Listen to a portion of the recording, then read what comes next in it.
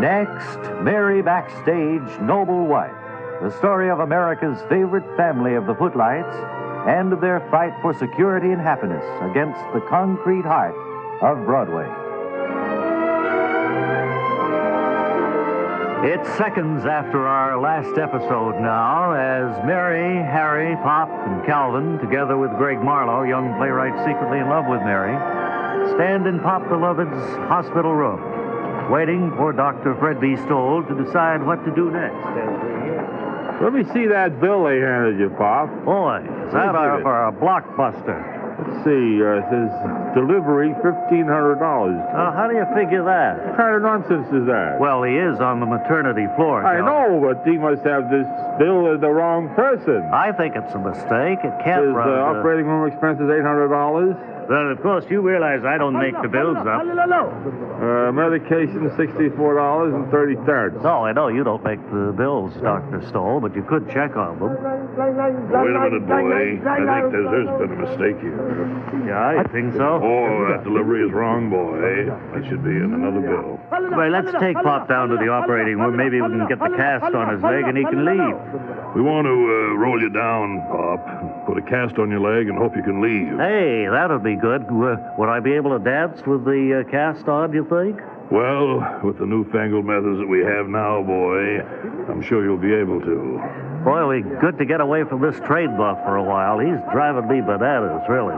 No, I'm afraid not. We're going to put him into a cast, too. See, he sprained his left knee. Can't you do him later and do me separately? I don't know. You're on my worksheet, the both of you, boy. All right. Come on, Chandler. We'll roll Pop down into the hall, and then we'll come back and Wait get a minute, boy. Could you walk, Pop? Huh? Could you walk down, boy? Well, I suppose if you give me a crutch, I can walk, yeah. No, I think we better give him a ride. Yeah, let's get him up on this table here, and we'll wheel him down. Then we'll come back for the train buff. Wait 1 moment. What state were you born in, boy? You have to fill out your medical form. Illinois. Illinois. I never knew that, Pop. Yes, I told you that, Harry. A good many years ago. Well, I guess I just forgot. Oh, he was born, what is it, Dismal Seaford, Illinois? Yes. Nice little town. That's a lovely place. Yes. Well, come on. The operating room's waiting. Let's go.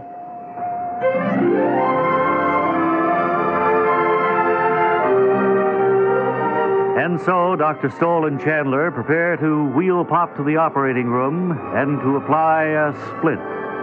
Be sure and join us tomorrow when we'll hear Chandler say, Oh, let's pull up the sheet and get out of here, boy. That's tomorrow in the next exciting episode of Mary Backstage, Noble Wife. Word Carr speaking. Well, during the summer when the doctor shows are putting on reruns, but during the rest of the year, I've never heard of a case in medical history where a TV viewer didn't have at least one of the diseases that was being featured. Okay, well, I guess we can charge this whole thing off to sloppy planning and take up the next case. This involves a man in New Mexico who writes, My Irish setter, Donald, seems to be suffering from a distinct tail droop. Mm-hmm. Even when he wags it, it almost scrapes along the ground. What is your diagnosis? Well, I'm certainly not in a position to diagnose what's wrong with a person's dog. No, you wouldn't be, of course. I never would have cast aspersions on your professional standing if I'd read the letter in advance. It's all right, I understand. Some doctors might know how to cure tail droop, but I did so poorly in medical school that they were afraid to let me experiment on dogs. All I get to mess with were guinea pigs, and they don't have any tails. Right. Okay, well, let's move along to another letter from a woman in North Dakota who writes, I wonder if you could recommend some sort of diet that would build up my resistance.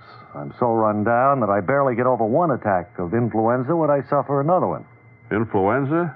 Let's see, that's not brittle bones. They have another name for that. It must be... Well, Doctor, the woman means she keeps catching the flu. Oh, the flu. Oh, I didn't know they had a long, fancy Latin name for that now. Well, I don't know whether influenza is a Latin name, but can you offer any advice to the woman? No, I don't believe so. Whatever I said would be much too technical for a civilian to understand anyway. Well, she just wants to know how she can build up her resistance. Yeah, well, I'm sure my answering service must be trying to reach me now. And these emergency cases can wait. Influenza. That's a new one on me. So the doctor rushes off to serve humanity, and we invite you to be with us next time for more valuable health tips from Dr. Arlington Garment on you and your symptoms.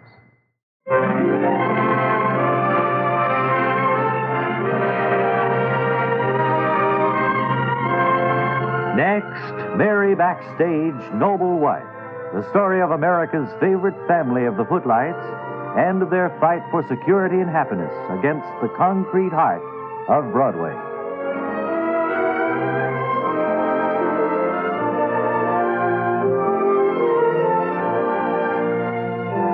Today we join Mary, Harry, Pop, and Calvin a few days after our last episode. Pop is completely cured, and he and the train buff are saying goodbye to Dr. Frisbie Stoll as they leave the hospital. And we hear...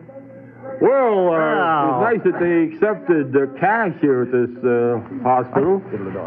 I've never seen one where they didn't, Calvin. But when you told them that you had a credit card, they looked aghast. Yes, they did. Boy, I really do feel good, though. Well, You you look certainly fine. look good, and I think you'll be able to dance again, Pop. Oh, I'm sure he will, boy. Dr. Stoll, I want to thank you for the fine service you've given to Pop. You too, Chandler. Thank you, boy. No, thank you very much, and I want to say it's a pleasure to have been able to serve you, Pop, and also your train buff friend there who's leaving with you. Just want to remind you, though, to go easy on that ankle, Mr. Oh, I Miller. will. I'll be very careful. You want to favor it for a while, boy. Well, let's step out on the streets of... Again, thank Seattle you. now. That was a mighty nice tip, too, boy. Boy, it's still raining. Look at that. Always raining here. Yes, it may be a little difficult to get a cab. Goodbye, Dr. Stoll. Be careful of that wet top step. Careful, Dr. Stoll. Yeah, be careful. Oh. Hey, he fell down himself. I think he's sprained his leg.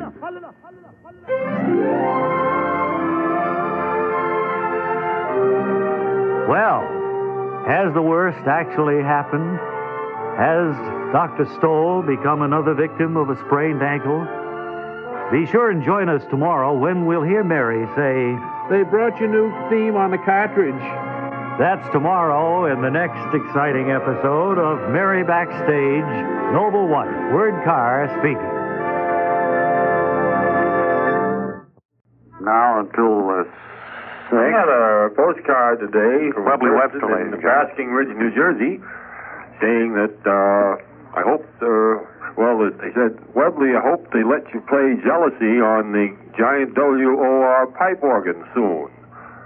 Yours truly, an organ fan. You're reading from the sheet of plasticized labels that we put on our cartridges. That's not a postcard. Oh, Are you trying to fool the public? Oh, you caught me. Webley. You caught me. But I do want to play the organ all the way through. I do want to play Jealousy. We have Jealousy on our music list today? I don't know. I doubt it. I'll be here in the studio anyway. All right, I'll check. I'll do that much for you, okay? We have Dr. Garment with us. And, Doctor, I have a few more letters with people who have symptoms that I think I'd like to have you answer before we get up to the 6 o'clock mark. If you just stand by. 6, All right. Don't give me any ultimatum. I can't stay around much longer. We'll find time for you. Okay? Of course. You're not getting testy, are you? No, but I've been here for over 2 hours. I had quite an experience at the airport. I know you did. You did. He's baring his teeth at me, ladies and gentlemen, displaying his displeasure at having to be held over. Right ahead. A quick letter here, Doctor, from a gentleman in Queens. I've been breathing through my mouth for so long that my nose is shriveling up because it doesn't have any function. My local doctor suggests that I get my nose back into shape by using it for other things like opening cans and hoeing the garden. I think this is ridiculous advice. What do you say? Well, I don't like to go against the recommendations of a patient's regular physician. No. Especially since I have a hunch I know the local doctor involved in this case. Oh. I think we were thrown out of the AMA together in the class of 38. Well, I can appreciate how you feel then. I won't go any further.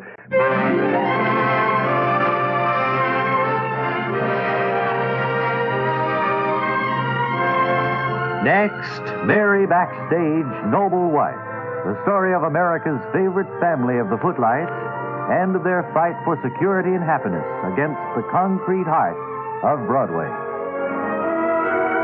Today, Mary and Harry return to another performance of Westchester Furioso after spending the past few days with Pop Beloved in the hospital.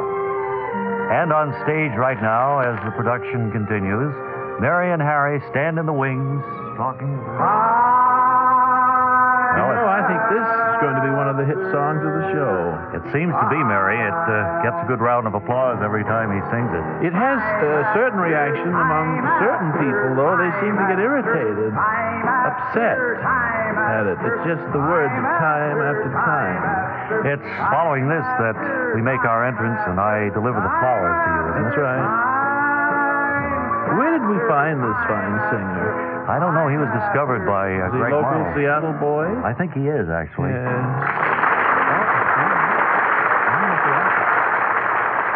And in the alley outside the theater, Harry's black sheep brother Fielding and his cohort Eddie discuss. Now, Eddie. Right, Fielding. This next scene in there, Harry goes on stage with a bunch of flowers and gives them to Mary. That's see? right. Now, that got my mind working, you know? Yeah. Like, did you bring some soup to put in those flowers? Oh, yeah. I got plenty of it right here with me, Fielding. Very good. I think this is going to really make them really furious. You mean you want me to plant the soup in the flowers? Right. We want to blow them sky high if we want to do it. I better get inside and get it all set up if it's time so. And a few seconds later... All right, Mary, you ready for your entrance? Yes. Don't forget the flowers. You bring them out to me in this scene. I have them right here. I'll see you in about 30 seconds. Okay. Break a leg. Right. And so Mary prepares to enter Westchester Furioso again, and Harry prepares to bring her the flowers, which Fielding has doctored. Be sure and join us tomorrow when we'll hear Mary say, "Oh, those flowers are beautiful." That's tomorrow in the next exciting episode of Mary Backstage Noble Wife. Word Carr speaking. We're delighted to present Webley Webster at the console of the WOR pipe organ and Jealousy.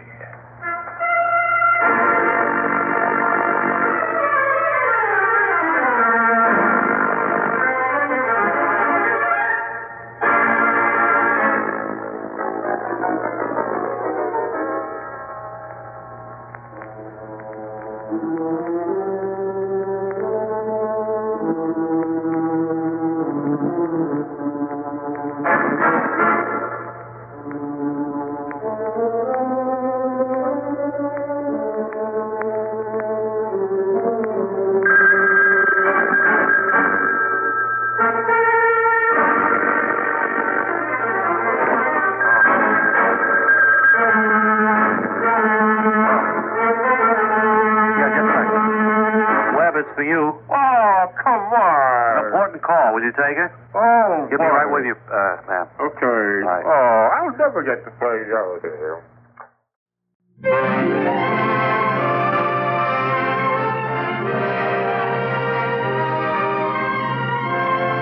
Next, Mary Backstage Noble Wife, the story of America's favorite family of the Footlights and their fight for security and happiness against the concrete heart of Broadway.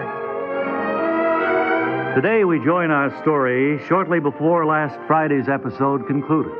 In the wings, Harry prepares to enter the stage, bringing the flowers that have been doctored by Fielding and Eddie. And as we look in... Oh, those flowers for me? Yes, Margaret. Aren't they beautiful?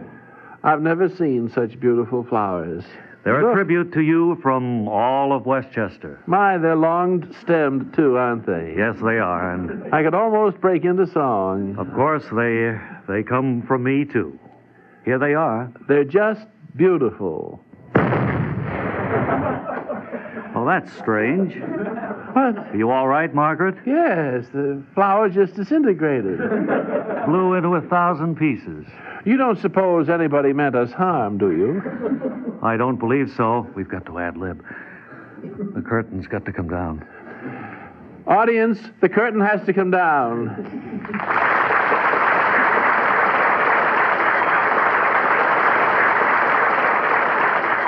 Meanwhile, at their hideout, Fielding and Eddie are watching their favorite television program and being hosts. I imagine Margaret and Harry there must be conveniently located all over Seattle by now. That's right, Fielding. I certainly put enough soup in them flowers to make them go up. Sky high, I hope. Oh, I hope so, yes.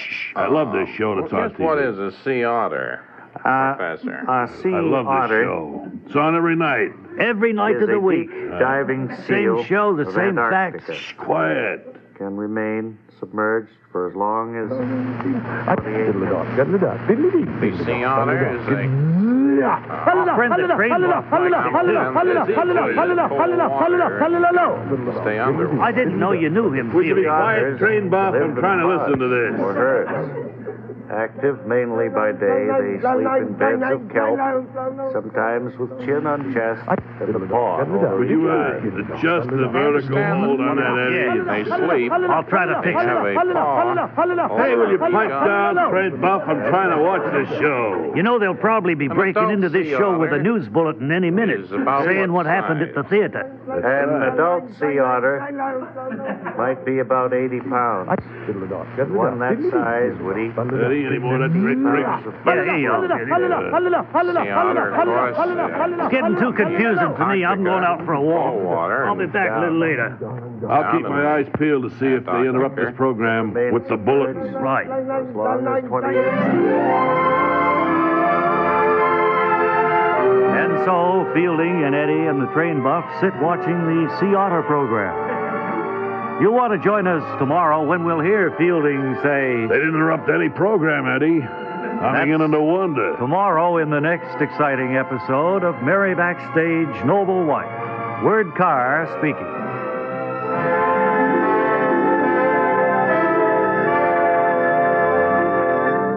The jealousy back there, but it was George Meade's helper, and he was just calling to tell you how much he enjoyed hearing you play. George Meade's helper is also my insurance man, and he's just trying to dun me for a premium. As it turned out, it came at a bad time. Trying to place a phone call just as I'm trying to play jealousy. I'll never get to play it. You know, I think what I probably would do, gentlemen, is to record jealousy in a commercial recording studio and send you gentlemen a record. And maybe then you would play it as part of the music on your program, because I just won't be able to play it here in the studio live and in full living color. That might be the answer, because then we would know how long it would take to play the whole thing, and It's a little over 3 minutes the way I whack it out there. well, we've never heard more than 40, 45 seconds of it. You're telling me something I didn't know, I suppose. The introduction, I guess. Would somebody translate the weather that Bob just read? I couldn't make head or tail of it. We can't help your insurance agent calling you about a premium. That's nothing we could predict. You know No, I that. suppose not. No, that's not your fault today. No, I don't think so. Who gave him my number here, anyway? I think Ray did, didn't you? No, George Meade. Oh, George gave it. George gave it out, yep. Okay. Thank you very much. The signal has just been given to me by our producer, Bob Tiley, today. Doctor, let's get right back to a letter here.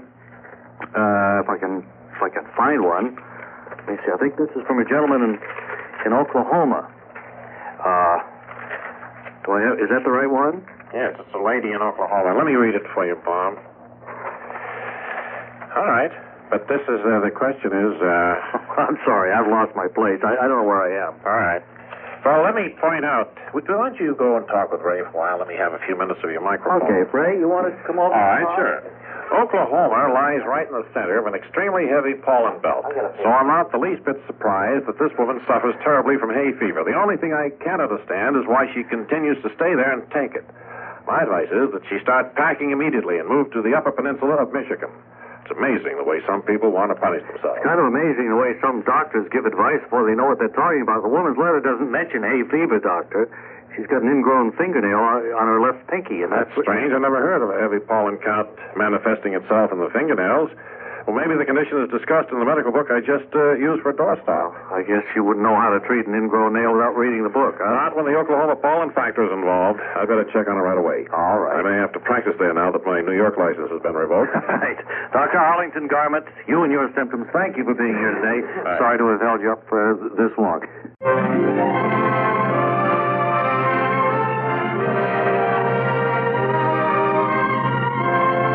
Next, Mary Backstage, Noble Wife, the story of America's favorite family of the Footlights and of their fight for security and happiness against the concrete heart of Broadway. Yesterday, wealthy Jacobus Pike, backer of Harry and Mary's new play, Westchester Furioso, decided to ring down the curtain on their Seattle performance. Now, a few minutes later, at the restaurant nearby, we hear them discussing their future. Well, I suppose we'll have to be leaving for New York tomorrow. Yes, and I don't really look forward to that train ride back, Mary. Waiter, could I order now? Oh, oui, monsieur. Right. Well, do you have a menu? Yes, here's a menu. Oh. How many will you be? I'll be one, and they'll be one. We're all together. We'll all be one. Oh, I see. Do we have one table? Yes, I'll try to get yours. I'll get some more chairs. Hey, listen to that. Listen to the entertainment they've got here. I give a lot of dough. If someone here would cheer me, is it yes or is it no? Who is it? Do you know, Mary? Flavor on the bedpost overnight. If you chew Is that the old favorite? Does chewing gum lose its flavor on the bedpost overnight? Yes, it's an old Nick Kenny favorite. Is that Does so? the spearmint lose its flavor? I think that's Hermione Gingo. How do you pronounce that? Hermione Gingo. Hermione Gingo. It's good Waiter, music. let me start off with a shrimp cocktail. Wait. Then I'll have a hearts of lettuce salad with Roquefort dressing. Oh, you will like that, monsieur. What do you mean, how do I like it? I say you will like that. Oh. Then, let me have this steak here. This $15.95 steak? Yeah. I'll have that medium rare. Oui. And then I'll have some French fried potatoes. Oui. And do you have any Brussels sprouts? No, we have spinach today. All right. I'll have spinach. Do you have any beets? Yes, would you like Harvard beets? Yes, please. Right. And let me see. We have a side order of baked beans. Baked beans. And sliced banana. Sliced banana on the baked beans? No, on a separate dish. Ah, oui, all right. See, I'm on a diet. I'll be back to get the rest of your orders in a little while. Well, Mr. Pike, you've definitely decided to send us back to New York, I guess. Yes, that's been my decision, And- because it's been nothing but one catastrophe after another here in Seattle. Well, it certainly seems that way, being attacked by that helicopter and then having the bomb and the flowers. I'll be just as happy to get back home, except for that train ride. Well, see you in New York. I'm flying. You're taking a bus.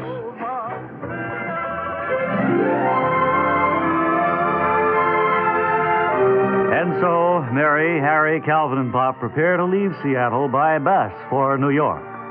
Be sure and join us tomorrow when we'll hear the bus driver at the depot say, Oh, you need Digel. that's tomorrow in the next exciting episode of Mary Backstage, Noble Wife. Word Car speaking.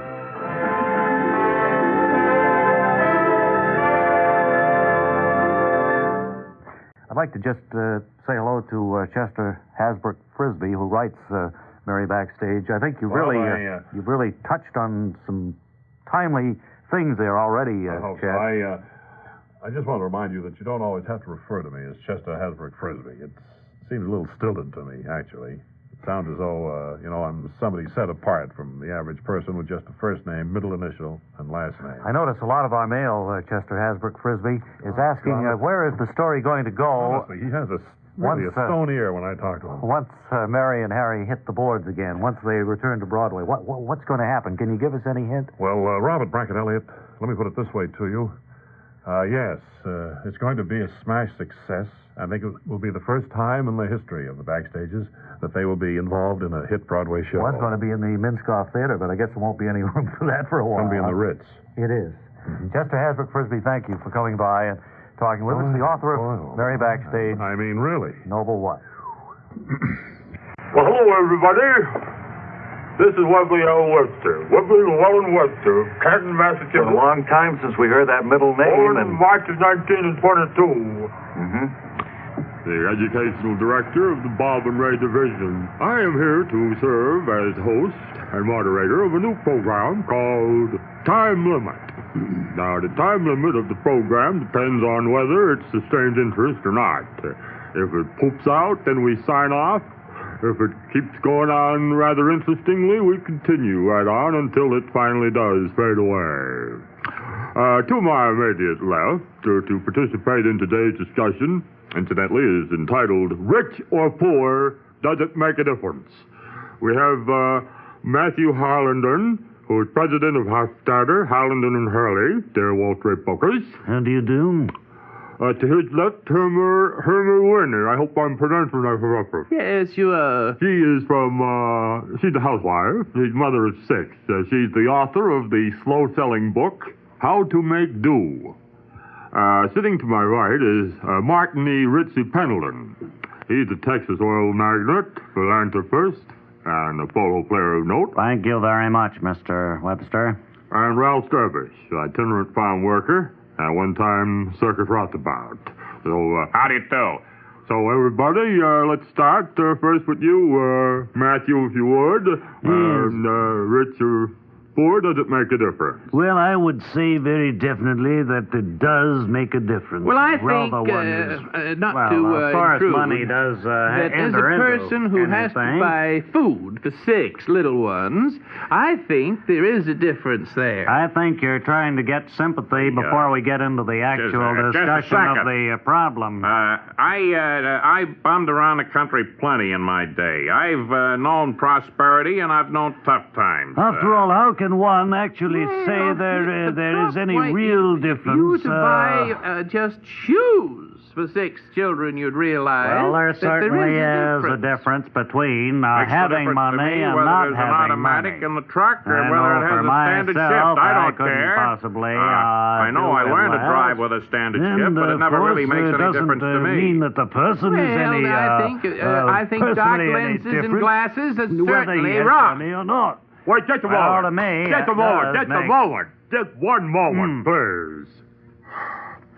I can't make head nor tail of what you folks are talking about.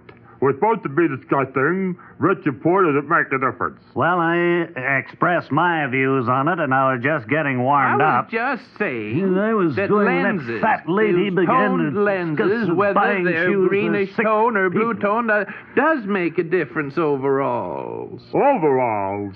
Wait, just a moment. Friends, I'm afraid that we're not going to sustain it just too long. I think maybe the subject is a negative one that just does not somehow open up a flood of comment from people. I want to thank the guests for coming and sign off time limit right now because of time limitations.